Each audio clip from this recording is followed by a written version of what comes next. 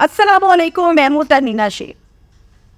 आज का व्लॉग बड़ा इंपॉर्टेंट व्लॉग है और खसूसी तौर पर लड़कों के लिए है। वो तमाम लड़के जिनको इश्क हो गया, जिनको प्यार हो गया, जिनको मोहब्बत हो गई और अब उन्होंने लड़कियों को भगाना है और उनके साथ करनी है शादी।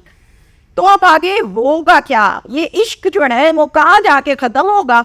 ये मोहब्बत कितनी देर चलेगी और कितनी देर नहीं चलेगी? वो तमाम लड़के जो ये समझते हैं कि हम लड़की से बहुत मोहब्बत करते हैं, इसको घर से भगाएंगे, या लड़कियां ये कहती हैं कि हम घर से भागेंगी तो एक नई दुनिया सजाएंगी। तो इन तमाम लोगों के लिए मेरा आज का व्लॉग बहुत इंपॉर्टेंट है। बराए मेहरबानी ये देख लीजिएगा। अगर आपने ये काम ना किया तो फिर आपको, जो मैं डिटेल से आगे जाके व्लॉग में आपको बताने जा रही हूँ, तो फिर आपको 20 से 25 साल जेल काटनी है। फिर आप उसके लिए तैयार हो जाए। पहला स्टेप इश्क, दूसरा स्टेप जेल, अब तीसरा स्टेप पता नहीं औलाद होनी है कि नहीं होनी है और क्या मामला बनना है। तो आप उसके लिए तैयार हो जाए।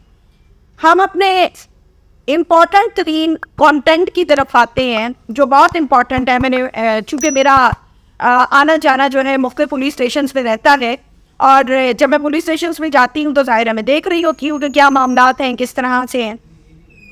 मैं गई शेखुपुरा के एक पुलिस स्टेशन में। वहाँ जब मैं गई हूँ, एंटर हुई हूँ, ज़ाहिर है मैं थी, मेरे साथ मेरी पूरी टीम है प्रोग्राम की। तो एक लड़का जिसका कद कोई 6 फुट से 2-3 इंच लंबा है और बात भी ठीक से करता है, वो लड़का आया और ज़ारो कतार रोने लग गया, पाँव पड़ गया। मुझे बड़ी शर्मिंदगी महसूस हुई कि ये लड़का जवान क्या कर रहा है, दाढ़ी मूंछ है इसके मुंह पे। तो मैं बड़ी परेशान हुई। मैंने कहा भाई क्या नाम है आपका, कौन है आप? उसने कहा मैडम मेरा नाम राहील है। मैंने कहा कितनी उम्र है आपकी? उसने कहा मेरी उम्र 25 साल है। क्या करती हैं आप? मैं ऑनलाइन जॉब करता हूँ।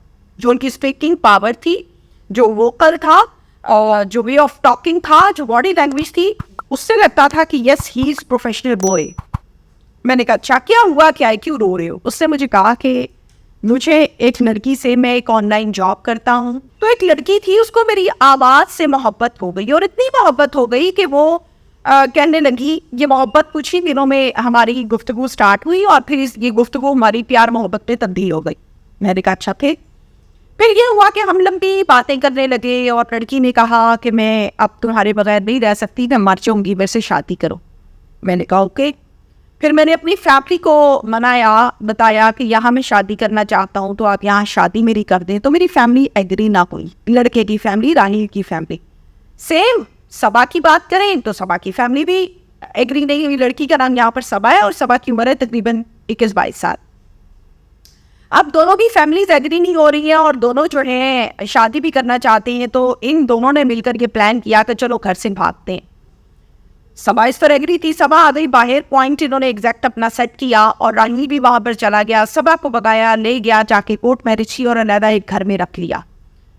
जाहिर है जब इन्होंने कोर्ट मैरिज की तो कोर्ट मैरिज में वकील साहब जो है वो लाजमी होते हैं।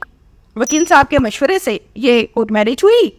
उन्होंने इनका निकाह करवाया, पेपर्स जो है उनको फिल किया और ये कोर्ट मैरिज हो गई। अब दोनों अजवाजी ज़िंदगी में आ गए, रिश्ते अजवाज में बंध गए, मियाँ बीवी हो गए।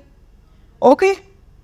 फिर लड़की से 164 का बयान भी करवाया गया कि मैंने ये शादी अपनी रजामंदी से की है, किसी दबाव में आकर नहीं की, मेरे साथ किसी ने ज़बरदस्ती नहीं की। मैं अपने होशो आवाज़ में ये बयान दे रही हूँ कि मैं इस लड़के से शादी पर एग्री हूँ। इस टाइम मेरा निकाह हो रहा है, मुझे कबूल है, मुझे कबूल है, मुझे कबूल है। 164 का बयान हो गया, बयान रजिस्टर्ड हो गया, लड़का ठसा हो गया।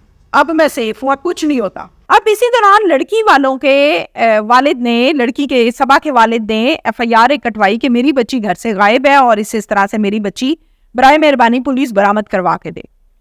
पुलिस ने लोकेशंस ली, पुलिस ने डाटे लिए, पुलिस ने CDRs चेक की, ये लड़की का कहाँ राब्ता था, वो लड़का कौन था जिस नंबर से राब्ता था, उसकी लोकेशन क्या है, कितने घंटे की कॉल थी। तो लड़की वाले और पुलिस फाइनली मुद्दे में पहुंच गए कि लड़की कहाँ हो सकती है।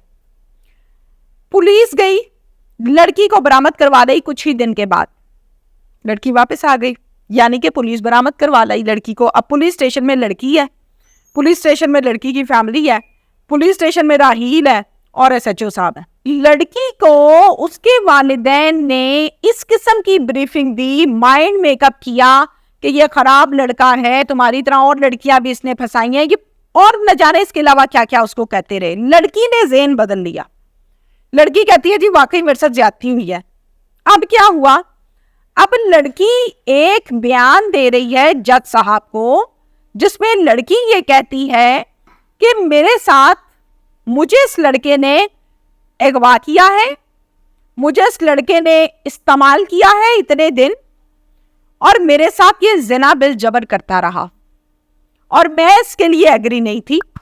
मेरी इज्जत लूट कर इसने मेरे साथ सख्त ज्यादती की है। बराए मेहरबानी मुझे इंसाफ दिया जाए।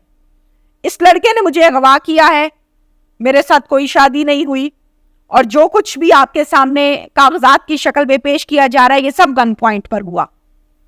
ये बयान दे दिया। इस बयान के बाद क्या हुआ राहील के साथ? 20 से 25 साल की कैद। कहां गई मोहब्बत, कहां गई इश्क, कहां गए वो प्यार की मीठी मीठी बातें, वो सुहाने ख्वाब, वो मुस्तकबिल के ख्वाब, वो लंबी रातें, वो बारिश के दिन कहां गए भाई? वो जो सड़कों पे चल के डायलॉग्स बोले जाते थे आपस में, मैं तुम्हारे बगैर नहीं रह सकता, तुम मेरे बगैर नहीं रह सकती, लो अब रहेगा 25 साल जेल में। तो तमाम के तमाम लड़के जो देखते हैं, जो सोचते हैं कि 164 का बयान कराओ और ठीक है फिर हम सेफ हो गए हैं, तो उन तमाम के लिए बड़ी इंपॉर्टेंट बात है कि गेम फिर लड़की के हाथ में है। कहां उसका जहन बदल गया, कहां उसने आपको शादी के महीने बाद, 2 साल बाद या साल बाद डॉज करा दिया, अपने वालदैन के साथ मिल गई, तो फिर आपका ठिकाना जेल है, फिर आपकी सुलह सफाई नहीं होनी, फिर आपने जेल जाना है और आपकी जवानी होनी है बर्बाद, क्योंकि इंसान की जवानी की यही उम्र होती है। वो आपकी जेल में कट गई तो समझे फिर लाइफ जो है वो आपकी जाया हो गई। तो तमाम वो लड़के जो ये समझते हैं कि भगा के शादी करो, 164 का बयान कराओ, बस ठीक है सेफ हो गया, 164 का बयान करा भी दो तो भी लड़की अगर दोबारा बयान दे दे तो उसके जो लेटेस्ट बयान होता है, स्टेटमेंट होती है, उसकी इंपॉर्टेंस होती है, उसी को जज साहब मान रहे होते हैं, पिछले बयान को जाया कर दिया जाता है।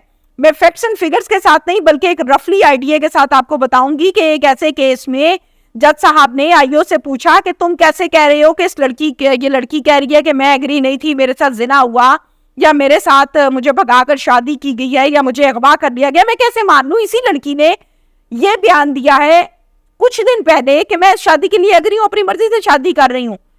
तो जज साहब ने ये आर्ग्यूमेंट किया पुलिस से कि मैं पहले बयान को मानूं या दूसरे बयान को मानूं। तो जज साहब ने जवाब दिया कि मैं दूसरे बयान को मानूंगा जो इस टाइम होशो आवाज में वो मेरे सामने दे रही है। तो be aware please. Thank you.